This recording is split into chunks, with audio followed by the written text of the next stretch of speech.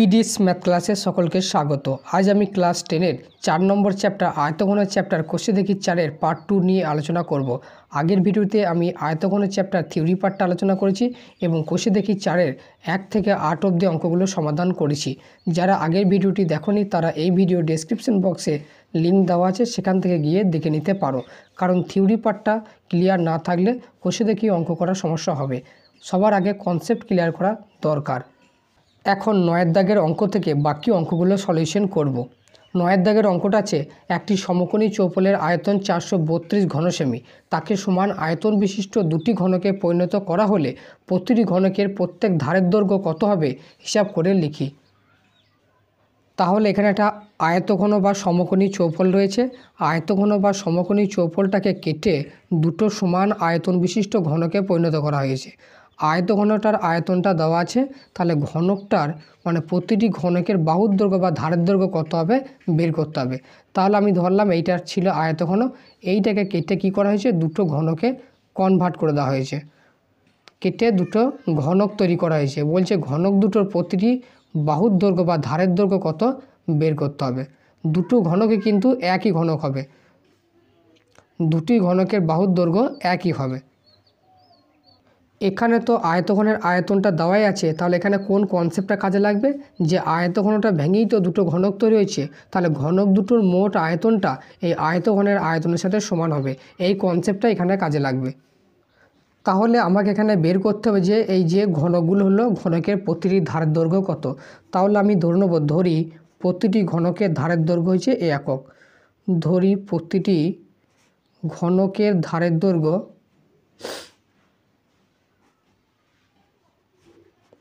সমান এ একক।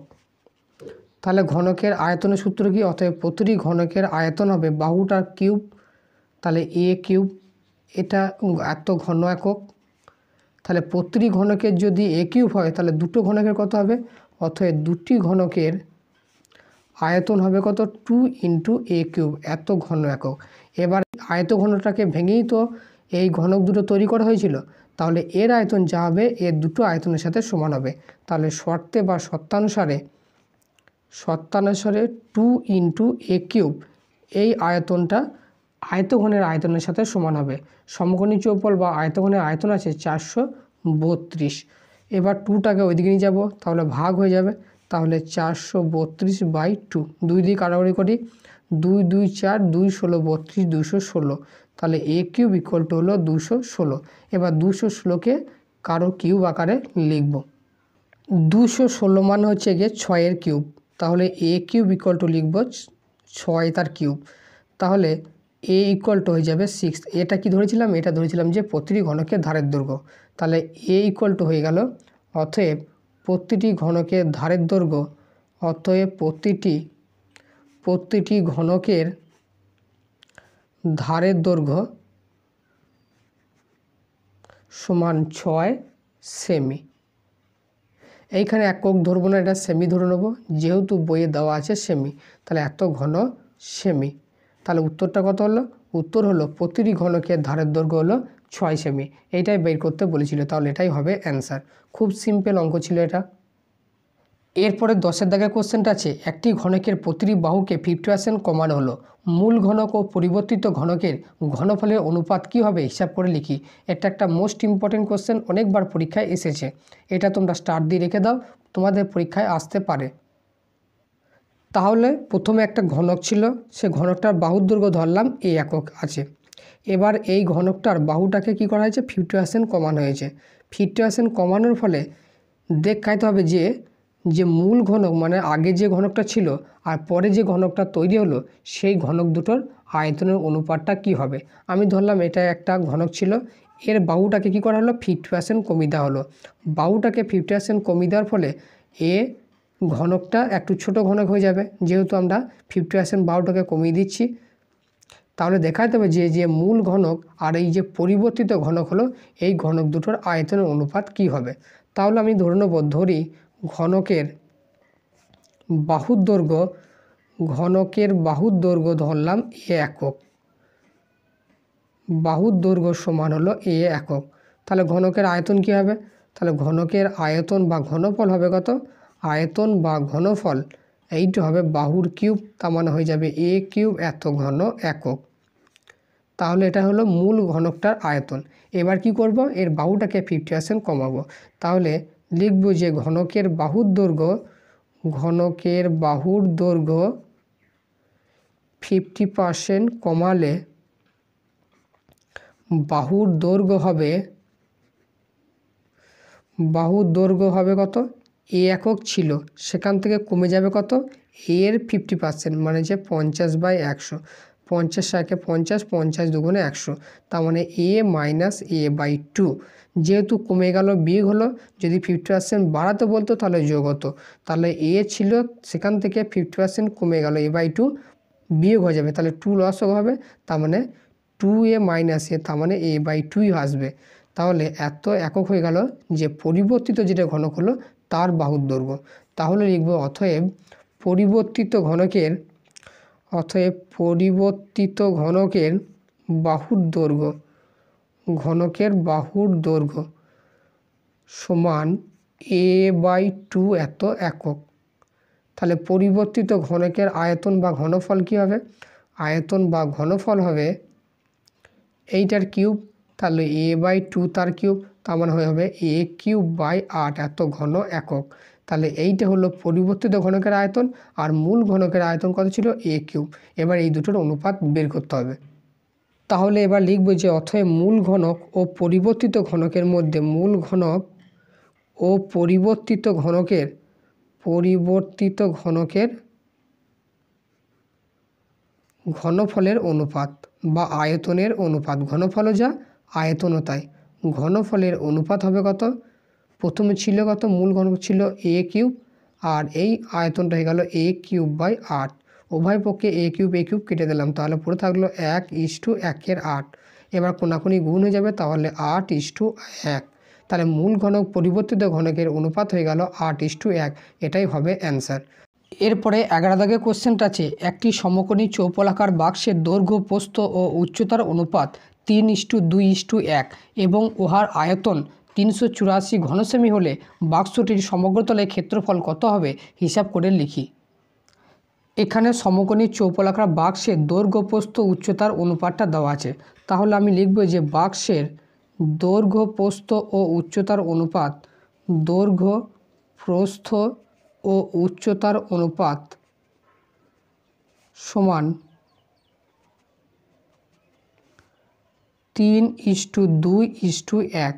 অনুপাতটা দেওয়া আছে। এবার অনুপাত দেওয়া থাকলে আমরা ইন্ডিভিজুয়াল কত হয় সেটা লিখতে পারি। এক্ষেত্রে লিখতে গেলে একটা সাধারণ অনুপাত গুণ করে নিতে হবে। তাহলে লিখব যে ধরি বাক্সের দৈর্ঘ্য, তাহলে বাক্সের দৈর্ঘ্য কত হবে, বাক্সের দৈর্ঘ্য আমি লিখব 3k, যেখানে কেটা হচ্ছে সাধারণ অনুপাত। বাক্সটা প্রস্থ কত হবে, বাক্সটা প্রস্থ হবে 2k, কেটা সাধারণ অনুপাত, আর বাক্সটার উচ্চতা হবে 1k, এত একক। তাহলে দৈর্ঘ্য, প্রস্থ, উচ্চতা সবগুলো পেয়ে গেলাম। তাহলে বাক্সটার আয়তন কত হবে, তাহলে বাক্সটার আয়তন হয় দৈর্ঘ্য ইন্টু প্রস্থ ইন্টু উচ্চতা। যেহেতু বাক্সটা কী আকৃতির, আয়তঘনাকার আকৃতির, তাহলে দৈর্ঘ্য ইন্টু প্রস্থ ইন্টু উচ্চতা, তিনটিকে গুণ করব, তিনটিকে গুণ করলেই কি মানটা পেয়ে যাব। তাহলে 3k ইন্টু 2k ইন্টু এটা 1k হবে, সরি উচ্চতাটা তো 1 ছিল, এটা 1k হবে, ইন্টু 1k। তাহলে 3 2 6, 6 1 6, 6 ইন্টু k³ এত ঘন এত একক, ঘন একক। তাহলে 6k³ হলো বাক্সটার আয়তন। এবার শর্তানুসারে বাক্সটার আয়তন কত বলে দেওয়া আছে, 384 ঘনসেমি, সেইটাকে আমি সমান করব। তাহলে শর্তানুসারে 6 ইন্টু k³ এইটা সমানই হয়ে যাবে কত, 384 এত ঘনসেমি। তাহলে এখান থেকে k³ বাঁয়ে রাখলাম, এই ডান দিকে 6টা ভাগ হয়ে গেল 384। এবার 6 দিয়ে কাটাকাটি করব, 6 6 36, 6 4 24, তাহলে k³ সমান হয়ে গেল কত, 64। তাহলে k³ সমান হলো 64, 64 মানে কতর কিউব, 4-এর কিউব, 4 4 16, 16 4 64, তাহলে k সমান হয়ে যাবে 4। তাহলে যে সাধারণ অনুপাতটা কে ধরেছিলাম, k এর মানটা পেয়ে গেলাম 4। k এর মানটা আমরা এখানে বসিয়ে দেবো, তাহলে দৈর্ঘ্য, প্রস্থ, উচ্চতাগুলো ইন্ডিভিজুয়াল কত, তাহলে সেগুলো আমরা পেয়ে যাব। তাহলে লিখব যে অতএব বাক্সের দৈর্ঘ্য, তাহলে বাক্সের দৈর্ঘ্য কত হবে 3 ইন্টু কে ছিল, তাহলে 3 ইন্টু 4 3 4 12 এত একক। এবারে এগুলো একক লিখবো না, কারণ এককটা এখানে সেমি দেওয়া আছে, তাহলে এগুলো আমি সেমি লিখব। আগের অঙ্কটা তো একই ভুল করেছিলাম, এগুলো সেমি, তাহলে হলো 12 সেমি। বাক্সটা প্রস্থ কত, বাক্সটা প্রস্থ আছে 2 ইন্টু কে, কে এর মান 4 বসিয়ে দিলাম, 2 4 8 এত সেমি। বাক্সটার উচ্চতা কত 1 কে, তাহলে 1 ইন্টু কে, কে এর মান হচ্ছে 4, তার মানে হচ্ছে 4 সেমি। তাহলে বাক্সটার দৈর্ঘ্য প্রস্থ উচ্চতা ইন্ডিভিজুয়াল কত সেইটা আমরা পেয়ে গেলাম। এবার বাক্সটা যাই বার করতে বলুক আমরা বের করতে পারবো, যেহেতু দৈর্ঘ্য প্রস্থ উচ্চতা পেয়ে গেছি। এখন বের করতে বলেছে যে বাক্সটার সমগ্র তলের ক্ষেত্রফল কত, তাহলে লিখব যে বাক্সের সমগ্র তলের ক্ষেত্রফল, সমগ্র তলের ক্ষেত্রফল। বাক্সের সমগ্র তলের ক্ষেত্রফলের সূত্র কি 2 ইন্টু দৈর্ঘ্য ইন্টু প্রস্থ প্লাস প্রস্থ ইন্টু উচ্চতা, প্রস্থ ইন্টু উচ্চতা প্লাস উচ্চতা ইন্টু দৈর্ঘ্য। এই সূত্রগুলো কীভাবে আসে মুখস্থ করার দরকার হয় না, সেগুলো আমি সব থিওরি পার্টে আলোচনা করেছি। যারা থিওরি পার্টটি দেখোনি তারা এই ভিডিও ডেসক্রিপশন বক্সে তার লিঙ্ক দেওয়া আছে, সেখান থেকে গিয়ে তোমরা দেখে নিতে পারো। তাহলে এবার মানগুলো বসিয়ে দিই। 2 ইন্টু দৈর্ঘ্য, দৈর্ঘ্য মান কত 12, প্রস্থ হচ্ছে 8 প্লাস প্রস্থ হচ্ছে 8, উচ্চতা হচ্ছে 4 প্লাস উচ্চতা হচ্ছে 4, দৈর্ঘ্য হচ্ছে 12। মানগুলো বসিয়ে দিলাম, এবার গুণ করে যোগ করব, তাহলেই মানটা বেরিয়ে যাবে। তাহলে 2 ইন্টু 12 4 বা 8 12 96 প্লাস 4 8 32 প্লাস 4 12 48। তাহলে 2 ইন্টু যোগ করব 6 2 8 8 8 16 হাত তাহলে 1 4 1 5 5 3 8 8 আর 9 9 8 17 176 ইন্টু 2। তাহলে 2 6 12 হাত তাহলে 1 2 7 14 1 15 5 হাত তাহলে 1 2 1 2 আর 1 3 352 এত বর্গ সেমি, 352 বর্গ সেমি। এইটাই হয়ে যাবে সমগ্র তলের ক্ষেত্রফল। তাহলে এটাই হলো অ্যান্সার। এরপরে 12 দাগে কোশ্চেনটা আছে, একটি চায়ের বাক্সের ভিতরের দৈর্ঘ্য প্রস্থ উচ্চতা যথাক্রমে 7.5 ডেসিমিটার 6 ডেসিমিটার এবং 5.4 ডেসিমিটার। চাপ ভর্তি বাক্সটি ওজন 52 কিগ্রা 350 গ্রাম, কিন্তু খালি অবস্থায় বাক্সটি ওজন 3.75 কেজি হলে 1 ঘন ডেসিমিটার চায়ের ওজন কত হবে তা হিসাব করে লিখি। এটা কোনো একবার মাধ্যমিক পরীক্ষাতে এসেছিল। চা ভর্তি বাক্স আছে, বাক্সটার আকৃতি কেমন হবে, বাক্সটার আকৃতি হবে আয়তঘনাকার, যার দৈর্ঘ্য প্রস্থ উচ্চতা সব বলে দিয়েছে। দৈর্ঘ্য প্রস্থ উচ্চতা দেওয়া আছে, তাহলে এর আয়তনটা বের করতে পারবো। তাহলে এই বাক্সটার যা আয়তন হবে, ভিতরে যেটা আয়তন হবে, ভিতরে ততটা পরিমাণে চা থাকবে। তাহলে এখানে লিখব যে বাক্সের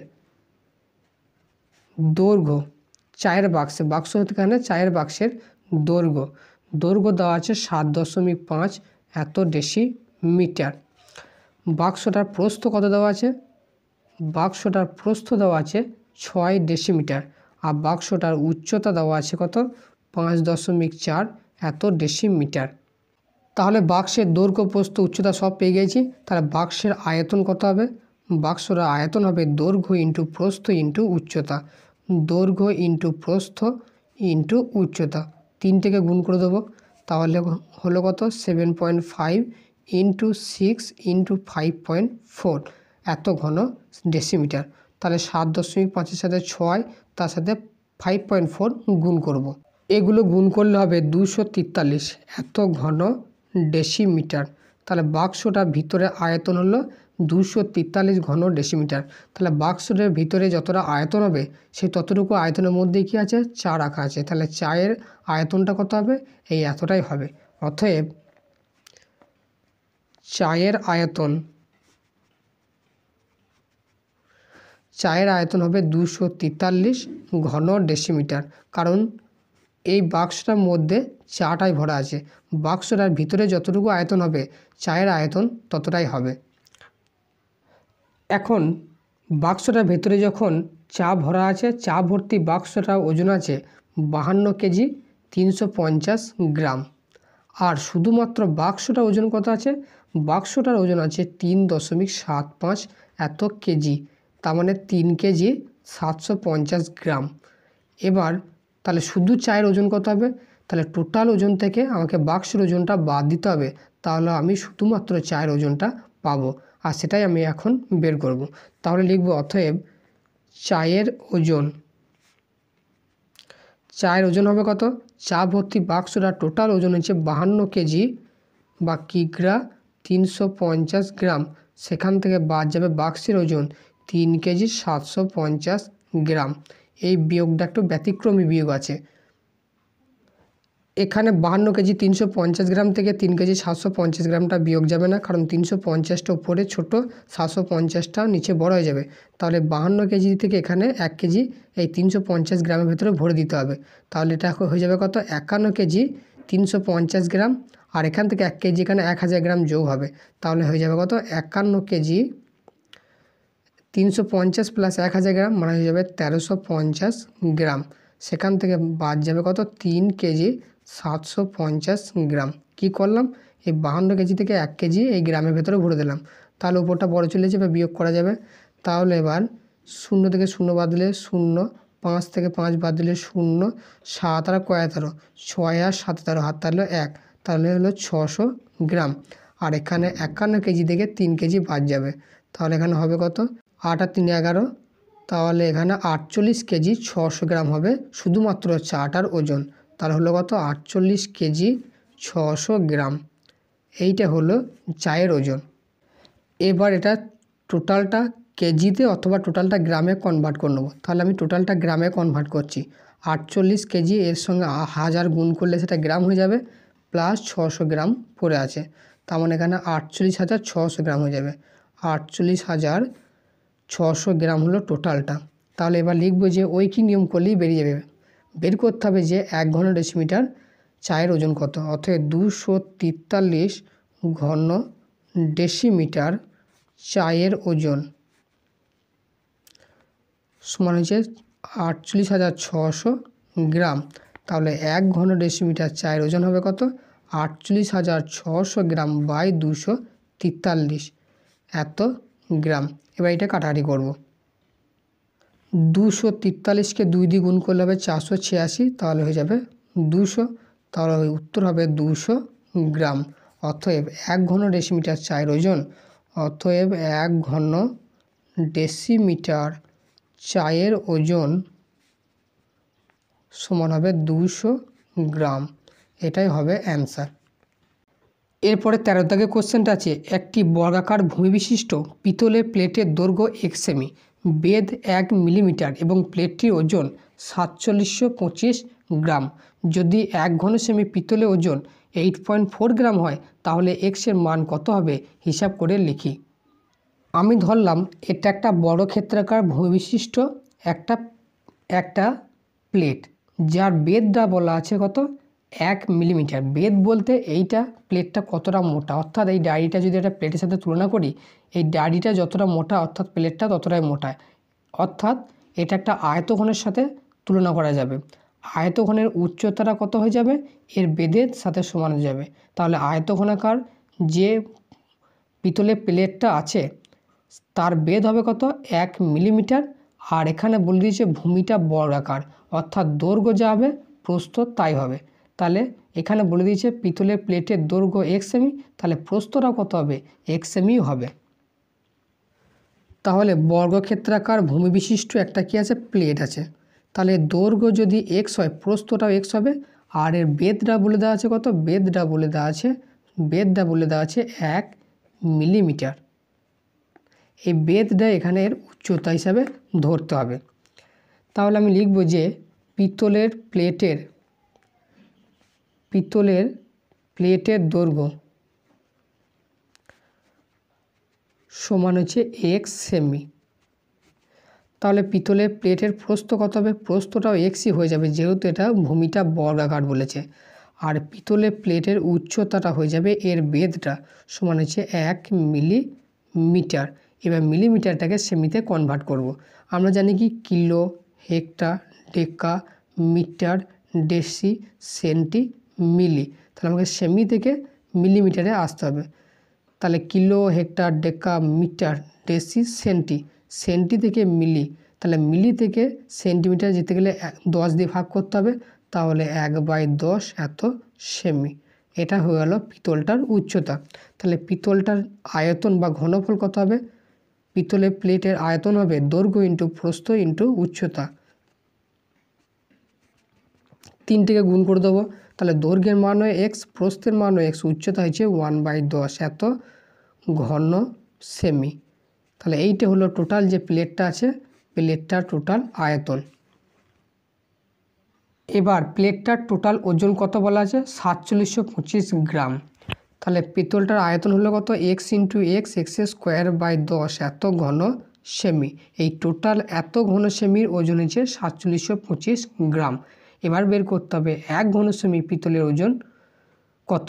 সেইটাকে কার সাথে সমান করব? 8.4 সাথে সমান করব। যেহেতু বইয়ে বলে দেওয়া আছে 1 ঘন সেমি পিতলের ওজন 8.4 গ্রাম। তাহলে লিখব অতএব x²/10 এত ঘন সেমি পিতলের প্লেটের ওজন, এর টোটাল ওজন বলে দেওয়া আছে কত? 4725 এত গ্রাম। তাহলে 1 ঘন সেমি পিতলের প্লেটের ওজন হবে কত? 4725/x²/10। এবার এটাকে ফার্স্ট ইন্টু লাস্ট করলে 4725 তার সাথে 10 গুণ হবে x² এত গ্রাম। তাহলে এইটা হলো 1 ঘন সেমি পিতলের প্লেটের ওজন। আর শর্তানুসারে বইয়ে বলে দেওয়া আছে 1 ঘন সেমি পিতলের প্লেটের ওজন 8.4 গ্রাম। তাহলে এইটা 8.4-এর সাথে সমান হবে। তাহলে শর্তানুসারে লিখব, শর্তানুসারে 4725 ইন্টু 10/x² ইকুয়াল টু হয়ে যাবে 8.4। তাহলে কোনাকুনি গুণ করি। 4725 into 10 equal to 8.4 into x²। এখানে দশমিকটা তুলে দিলাম, 10 দিয়ে ভাগ করে দিলাম। তাহলে যেহেতু x² মান বের করতে হবে, টোটালটাকে ঘুরিয়ে নিই। ইন্টু x² ইকুয়াল টু হবে 4725 ইন্টু 10। তাহলে x² ইকুয়াল টু হবে কত? 4725 ইন্টু 10। 10টা এদিকে গেলে গুণ হয়ে যাবে 84। এবার কাটাকাটি করব এবং সেখান থেকে এক্সের মানটা বের করব। তাহলে x² ইকুয়াল টু কত হবে? কাটাকাটি করি। এবার 84কে 4725 দিয়ে কাটাকাটি করলে এর মান হবে কত? 56.25। তার সাথে আবার দুটো 10 গুণ মানে 100 গুণ হলে দশমিকটা উঠে যাবে। তাহলে হয়ে যাবে 5625। তাহলে x ইকুয়াল টু হয়ে যাবে √5625। আর 5625-এর রুট কত হবে? এর রুট হবে 75। তাহলে এক্সের মান কত পেলাম? 75 এত সেমি। আর এক্সটাই বের করতে বলেছিল যে এক্সের মান কত। তাহলে কনক্লুশন কি হবে? অতএব এক্সের মান সমান হয়ে যাবে 75 সেমি। এটাই হবে অ্যান্সার। এরপরে 14 নম্বর কোশ্চেনটা আছে, চাঁদমারি রাস্তাটি উঁচু করতে হবে। তাই রাস্তার দুপাশে 30টি সমান গভীর ও সমান মাপের আয়তঘনাকার গর্ত খুঁড়ে সেই মাটি দিয়ে রাস্তাটি উঁচু করা হয়েছে। যদি প্রতিটি গর্তের দৈর্ঘ্য প্রস্থ যথাক্রমে 14 মিটার এবং 8 মিটার হয় এবং রাস্তাটি তৈরি করতে মোট 2520 ঘনমিটার মাটি লেগে থাকে, তবে প্রতিটি গর্তের গভীরতা হিসাব করে লিখি। একটা রাস্তা উঁচু করতে হবে। উঁচু করার জন্য যে প্রয়োজনীয় মাটি লাগবে সেটা কি করা হয়েছে? রাস্তার দুপাশে গর্ত করে সেই মাটিটা নিয়ে এই রাস্তাটাকে উঁচু করা হবে। এখানে রাস্তাটা কি করা হয়েছে? দুপাশে মোট 30টি আয়তঘনাকার গর্ত তৈরি করা হয়েছে। তাহলে এক একটা গর্ত কীরকম হবে? এক একটা গর্ত আয়তঘনাকার গর্ত হবে এবং প্রতিটি গর্তই হবে সমান মাপের। এরকম মোট 30টা গর্ত তৈরি করা হয়েছে দুই পাশে মিলে। আমি সব আঁকছি না, আমি টোটাল 8টা আঁকলাম। এরকম 30টা গর্তের টোটাল যে মাটিটা হবে সেই টোটাল মাটিটাই রাস্তার উপর ফেলা হবে। তাহলে রাস্তার টোটাল যতটা মাটি লেগেছে সেই মাটিটা আসবে কোথা থেকে? এই গর্ত থেকেই আসবে। তাহলে 30টি গর্তের টোটাল যতটুকু মাটি ছিল সেই মাটির পরিমাণটাই হয়ে যাবে রাস্তায় যতটা মাটি লেগেছে। এখানে বলে দেওয়া আছে যে রাস্তাটা তৈরি করতে মোট 2520 এত ঘনমিটার মাটি লেগেছে। তাহলে এই 2520 ঘনমিটার মাটি আসবে কোথা থেকে? এই 30টি আয়তঘনাকার গর্ত থেকে। তাহলে 30টি আয়তঘনাকার গর্তের টোটাল যেটা আয়তন হবে এই 2520-র সাথে সমান হবে। এই কনসেপ্টটা এখানে কাজে লাগবে। এখানে আয়তঘনাকার গর্তগুলোর দৈর্ঘ্য আর প্রস্থটা বলে দেওয়া আছে। এই গর্তগুলো কতটা গভীর করতে হবে, অর্থাৎ এর উচ্চতা কত হবে এটা বের করতে হবে। তাহলে এখানে গর্তটা দেওয়া আছে কি, আয়তঘনকার গর্তের দৈর্ঘ্য কত দেওয়া আছে, দৈর্ঘ্য দেওয়া আছে 14 মিটার। আয়তঘনকার গর্তের প্রস্থ কত, আয়তঘনকার গর্তের প্রস্থ দেওয়া আছে 8 মিটার। আর আমি ধরি গর্তগুলি এইচ মিটার করে গভীর করতে হবে। ধরি গর্তটি বা গর্তগুলি এইচ মিটার গভীর হবে। তাহলে যেটাই গভীরতা হবে সেটাই হবে উচ্চতা। অতএব আয়তঘনকার গর্তের উচ্চতা, আয়তঘনকার গর্তের উচ্চতা বা গভীরতা ওইটা কত হয়ে যাবে, এইচ মিটার। তাহলে আয়তঘনকার গর্তের দৈর্ঘ্য পেয়ে গেলাম, প্রস্থ পেয়ে গেলাম, উচ্চতা পেয়ে গেলাম। অতএব আয়তঘনকার গর্তের আয়তন কত হবে, আয়তন হবে দৈর্ঘ্য ইন্টু প্রস্থ ইন্টু উচ্চতা, তিনটের গুণফল, দৈর্ঘ্য ইন্টু প্রস্থ ইন্টু উচ্চতা। তিনটে গুণ করে দেবো, দৈর্ঘ্য আছে 14, প্রস্থ আছে 8, উচ্চতা হলো এইচ, এত ঘন মিটার। তাহলে এইটা কী হলো, এটা হলো একটা আয়তঘনকার গর্তের আয়তন। তাহলে এরকম গর্ত কটা আছে, মোট 30টা আছে। অতএব 30টি গর্তের আয়তন, 30টি গর্তের আয়তন কত হবে, আয়তন এখানে 30 দিয়ে গুণ হবে। তাহলে 30 ইন্টু 14 ইন্টু 8 ইন্টু এইচ, এত ঘন মিটার। এবার এইগুলো গুণ করব না, গুণ করলে কি হবে, গুণ করলে ক্যালকুলেশন বেশি জটিলতা আসবে। গুণ না করে যখন আমরা শতানুসারে সমান করব তখন দেখব উভয় পক্ষে কেটে যাচ্ছে। তাহলে গুণ করা মানে এখানে বোকামি করা। তাহলে 30টি গর্তের মোট আয়তন হলো এইটা। এবার এই মাটিটা গিয়েছে কোথায়, এই রাস্তাতে গিয়েছে। রাস্তার টোটাল কত মাটি লেগেছে, 2520 ঘনমিটার। তাহলে শতানুসারে এই আয়তনটা এই 2520 ঘনমিটার আয়তনের সাথে সমান হয়ে যাবে। তাহলে লিখব যে শর্তানুসারে 30 into 14 into 8 into H equal to হয়ে যাবে 2520। আমাকে বের করতে হবে এইচের মান, এইচটা বাঁধিয়ে রাখলাম। ডান দিকে 2520 আছে, এইগুলো এই দিকে এলে ভাগ হয়ে যাবে। এবার এগুলো কাটারি করব, 0 0 কাটলো। এবার 3 দিয়ে কাটবে, 3 7 21, 3 8 24, 3 8 24, 12, 3 4 12। এবার 4 দিয়ে কাটি, 4 2 8, 4 2 8, 4 1 4। 7 দিয়ে কাটি, 7 3 21, 7 2 14। তো মানে কত হলো, 3/4 এত সেমি, 3/4 সেমি। সরি, এটা মিটার হবে কারণ সব এককগুলো মিটারে ধরেছিলাম। তাহলে 3/4 মিটার হলো।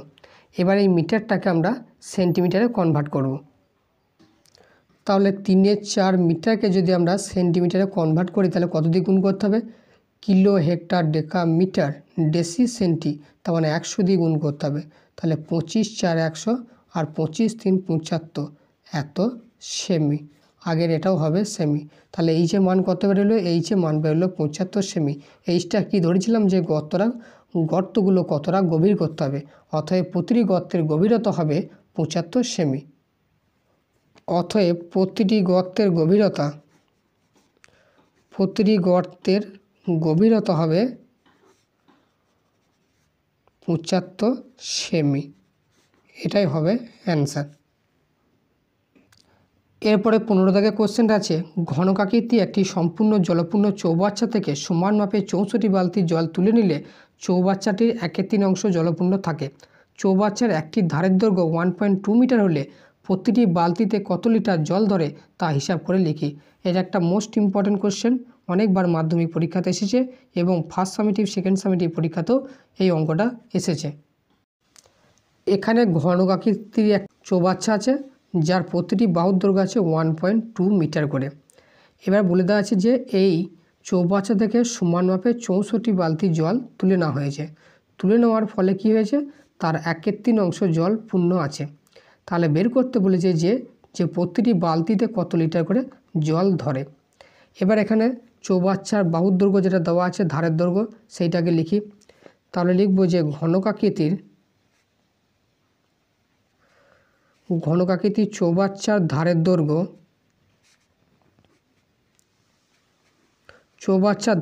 ধারের দৈর্ঘ্য আছে 1.2 মিটার।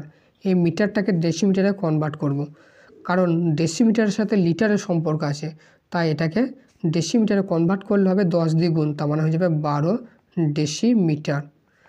তাহলে ঘনকাকৃতির চৌবাচ্চার ধারের দৈর্ঘ্য যদি 12 ডেসিমিটার হয়, তাহলে তার আয়তন কত হবে? আয়তন হয়ে যাবে বাহুর কিউব, 12 কিউব। আর 12 কিউব হয় 12 12 144 ইন্টু 12, এটা গুণ করলে হবে 1728 এত ঘন ডেসিমিটার। তার মানে চৌবাচ্চাটার মোট আয়তন হলো 1728 ঘন ডেসিমিটার। আর আমরা জানি 1 ঘন ডেসিমিটার সমানই হয় 1 লিটার। 1 লিটার মানেই হয়ে যায় 1 ঘন ডেসিমিটার। তাহলে 1728 ঘন ডেসিমিটার যদি আয়তন হয়, তাহলে 1728 এত লিটার হয়ে যাবে টোটাল আয়তনটা এই চৌবাচ্চাটা। তার মানে চৌবাচ্চাটাতে টোটাল 1728 লিটার জল ধরে। এবার চৌবাচ্চাটা কী করা হলো? 64 বালতি জল তুলে নেওয়া হয়েছে। 64 বালতি জল তুলে নেওয়ার পরে আর 1/3 অংশ জল পড়ে রয়েছে। তুলে নেওয়ার পর আর 1/3 অংশ, মানে 3 ভাগের 1 ভাগ অংশ জল পড়ে আছে। তাহলে এই টোটালটা হচ্ছে 1 অংশ, সেখান থেকে 2/3 অংশ তুলে নেওয়া হয়েছে। তাহলে এবার জল পড়ে রয়েছে 1/3 অংশ। জল পড়ে রয়েছে 1/3 অংশ, অতএব জল তুলে নেওয়া হয়েছে কতটা? অতএব জল তোলা হয়েছে, টোটাল অংশ হচ্ছে 1 অংশ। 1 অংশ থেকে 1/3 অংশ বাদ গেলে এটা পড়ে থাকবে 2/3 অংশ। তাহলে 2/3 অংশ জলটা এই 64 বালতি জলে উঠে গেছে। তাহলে এই টোটাল 2/3 অংশ মানে কত লিটার জল এবার বার করব। তাহলে টোটাল 1 অংশ মানে হচ্ছে 1728 লিটার। তাহলে 2/3 অংশ মানে কত লিটার বের করব। অতএব 2/3 অংশ সমান 2/3 ইন্টু 1728। 3 দিয়ে কাটবো, 3 5 15, 3 7 21, 3 6 18, 576 ইন্টু 2, 2 6 12 হাত তাহলে 1, 2 7 14, 1 15, 5 হাত তাহলে 1, 2 5 10, 1 11, 1152 এত লিটার বা এত ঘন ডেসিমিটার। তাহলে এই 2/3, এই 2/3 অংশ মানে হলো কত? 1152 লিটার। এই 1152 লিটার জলটা তুলে নেওয়া হয়েছে। আর এই 1152 লিটার জলটা কতবার উঠেছে? 64 বালতিতে উঠেছে। তাহলে টোটাল 64 বালতিতে জল ধরে এত। তাহলে 1 বালতিতে কত ধরে এটা বের করতে হবে। অতএব 64 বালতিতে জল ধরে, 64 বালতিতে জল ধরে টোটাল 1152 লিটার। তাহলে 1 বালতিতে জল ধরবে কত? 1152 বাই 64, এটা কাটাকুটি করলে এটা হবে 18, সমান হবে 18 লিটার। অতএব প্রতিটি বালতিতে 18 লিটার করে জল ধরে, এটাই হবে অ্যান্সার। অতএব প্রতিটি বালতিতে জল ধরে সমান 18 লিটার, এটাই হবে অ্যান্সার। এটা একটা মোস্ট ইম্পর্টেন্ট কোশ্চেন, পরীক্ষায় অনেকবার এসেছে। আজকের ক্লাস এই পর্যন্তই। পরবর্তী ক্লাসে 16 দাগ থেকে বাকি অঙ্কগুলোর সমাধান করব। ভিডিওটি ভালো লাগলে অবশ্যই ভিডিওটি একটা লাইক করে দেবে, সাথে বন্ধুদের সাথে শেয়ার করতে ভুলবে না। Thanks for watching.